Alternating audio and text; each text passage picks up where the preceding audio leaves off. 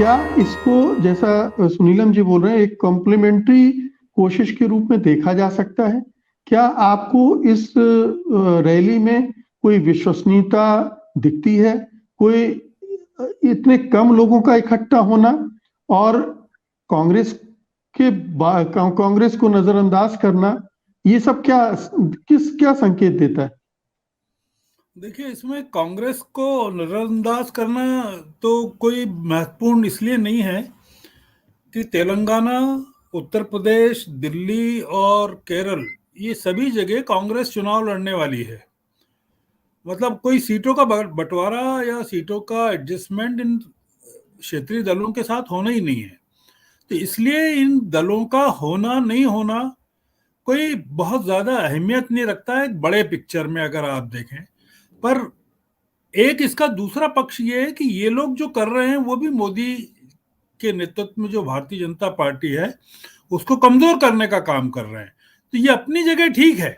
मतलब आप दो चीजों को मिलाइए मत, एक विपक्षी एकता को मत मिलाइए और दूसरा बीजेपी को कमजोर करने को मत मिलाइए। आप इसको एक प्रयास इस तरीके से देखिए कि तेलंगाना में, उत्तर प्रदेश में या पंजाब में, दिल्ली में या केरल में कांग्रेस लड़ने वाली है, इन सभी दलों से लड़ने वाली है। अखिलेश से भी, विजयन से भी, राव से भी और केजरीवाल से भी। और केजरीवाल को नहीं बुलाना, आपने देखा होगा कि केजरीवाल को तो बुलाया भी नहीं है, ये इन्होंने चिट्ठी भी नहीं लिखी। राहुल ने जो श्रीनगर की जो बात है उसमें उनको बुलाया भी नहीं। मैं इसको खम्मम की जो रैली है इसको बहुत ज्यादा अहमियत नहीं देता हूँ मुकेश जी। एक बड़े पिक्चर में, एक छोटे पिक्चर में ठीक है कि चार लोग इकट्ठा हुए और उन्होंने एकजुटता दिखाई, पर बहुत इनसिग्निफिकेंट है। एक जो बड़ी लड़ाई है इस समय 2024 की या 2023 की भी, उसमें कोई बहुत बड़ा इनका रोल नहीं है आगे चलकर। मतलब ये एक जो खतरा है वो ये भी है, जैसा राहुल गांधी ने कहा था तेलंगाना की यात्रा के समय, कि ये बीजेपी की ही एक बी टीम है, जो राव की पार्टी को जो उन्होंने बताया कि ये लोग बीजेपी के साथ के। आम आदमी पार्टी को लेकर जो गुजरात में हुआ, उन्होंने कांग्रेस को कमजोर किया है। आपने देखा किस तरह से कमजोर किया है। समाजवादी पार्टी ने उत्तर प्रदेश में रैली को, भारत जोड़ो को ज्वाइन करने से मना किया है। और मैनपुरी की जीत ने समाजवादी पार्टी के हौसले तो बुलंद किए ही हैं। तो वो अब हो सकता है कि अगर मैनपुरी में हार जाते तो एक अलग नजरिया होता। तो रामपुर की हार का कोई ज्यादा असर नहीं है, पर मैनपुरी की जीत का ज्यादा असर। दो चीजें हमको मुकेश जी मानकर चलना चाहिए। ये एक बड़ा एजेंडा है जो विपक्ष के खिलाफ चल रहा है और हमको उसमें नहीं फंसना चाहिए।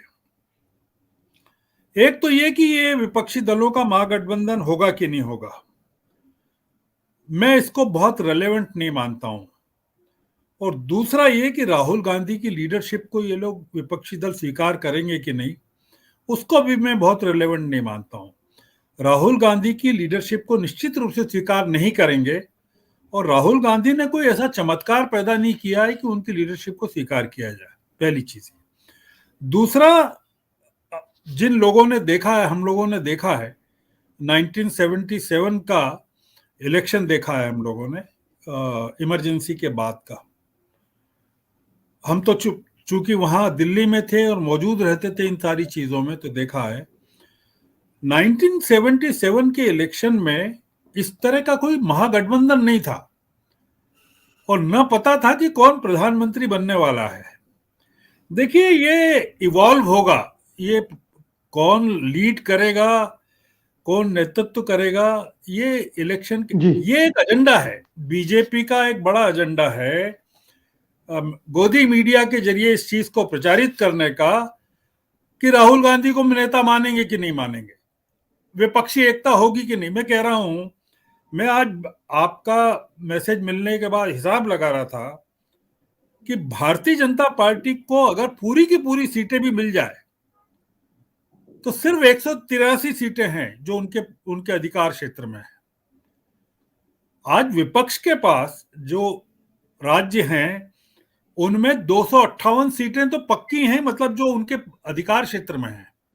और मैं इसमें कर्नाटक, मध्य प्रदेश और राजस्थान को नहीं गिन रहा हूं, जो 82 सीटें हैं। भारतीय जनता पार्टी जो है इस समय बहुत ही कमजोर विकेट पर है। आप अगर राष्ट्रीय कार्यकारिणी में प्रधानमंत्री के भाषण को सुने और उसकी जो ब्रीफिंग की है फडणवीस ने, उसको सुने, आप आश्चर्य में डूब जाएंगे कि 8 साल के बाद, 8.5 साल के बाद प्रधानमंत्री किस तरह की बात कर रहे हैं। वो पार्टी वर्कर से कह रहे हैं कि जो आप फिल्मों का विरोध करते हैं वो बंद कर दीजिए, और उस पर नरोत्तम मिश्रा मध्य प्रदेश में सफाई दे रहे हैं कि प्रधानमंत्री जैसा कहेंगे वैसा करेंगे। प्रधानमंत्री कह रहे हैं कि पसमानदा मुसलमानों के पास जाइए, आप बोहरों के पास जाइए, मुस्लिम प्रोफेशनल्स के पास जाइए, एजुकेटेड मुस्लिम्स के पास जाइए। आप ये जो देख रहे हैं चेंज कि समाज के सभी तबकों के प्रति हमको सेंसिटिव होने की जरूरत है। एक तरह का इस समय जो देश में माहौल है, जो एंटी इनकम्बेंसी है। श्रवण जी, आपको लग रहा है ये दिल से बोला जा रहा होगा? दिल से नहीं बोला जा रहा है, स्ट्रेटेजी है। ये कॉन्फ्रंटेशन को अवॉइड करने की, टालने की स्ट्रेटेजी है। मुसलमान इसको, मगर अगर आप देखें, अगर आप पता करें तो मुसलमानों का एक तबका जिसमें नजीब जंग हैं, एसवाई कुरैशी हैं, ये तमाम बड़े बड़े लोग हैं, इस समय दिल्ली में मीटिंग कर रहे हैं आरएसएस के लोगों के साथ। ये चल रहा है, बड़े पैमाने पर चल रहा है। मतलब अगर भागवत कह रहे हैं कि 1000 साल से हम लोग हिंदू कौम एग्रेशन में है, वो सफर कर रही है, और उसके बाद वो मुसलमानों को थ्रेटन कर रहे हैं, और उसके तत्काल बाद प्रधानमंत्री मुसलमानों को के पास पहुंचने की बात कर रहे हैं। आप सोचिए कि क्या जबरदस्त कॉन्ट्राडिक्शन है आरएसएस की अप्रोच में और बीजेपी के अप्रोच में। ये एक जुगलबंदी भी हो सकती है। नहीं, मैं नहीं मानता। देखिए, मैं ये राग गाता हूं। नहीं, देखिए, ये इस समय बहुत हार्ड पॉलिटिक्स का जमाना है। ये कोई जुगलबंदी का जमाना नहीं है। ये जुगलबंदी लंबे समय नहीं चल सकती। ये आप अगर गणित को उठाकर देखें, देश के नक्शे की बीजेपी कहां कहां एग्जिस्ट करती है आज की तारीख में, तो आपको लगेगा कि महाराष्ट्र, असम, गुजरात, हरियाणा, उत्तर प्रदेश और उत्तराखंड ये राज्य हैं केवल। बाकी छोटे राज्य छोड़ दीजिए आप, जहां 1 सीट है, 2 सीट है, अरुणाचल है, गोवा है, मणिपुर है, मेघालय, इनको छोड़ दीजिए। सारे बड़े राज्यों में विपक्षी दलों का कब्जा है। तो अगर स्टालिन 39 सीटें ले आते हैं, या ममता बनर्जी 42 सीटें ले आती हैं, और वो दावा करती हैं कि वो लीड करेंगे, और कांग्रेस अगर अपने मौजूदा स्थिति को इंप्रूव नहीं कर पाती है, तो राहुल गांधी को कोई अधिकार नहीं कि वो दावा करेंगे मैं प्रधानमंत्री पद के उम्मीदवार हैं। जी।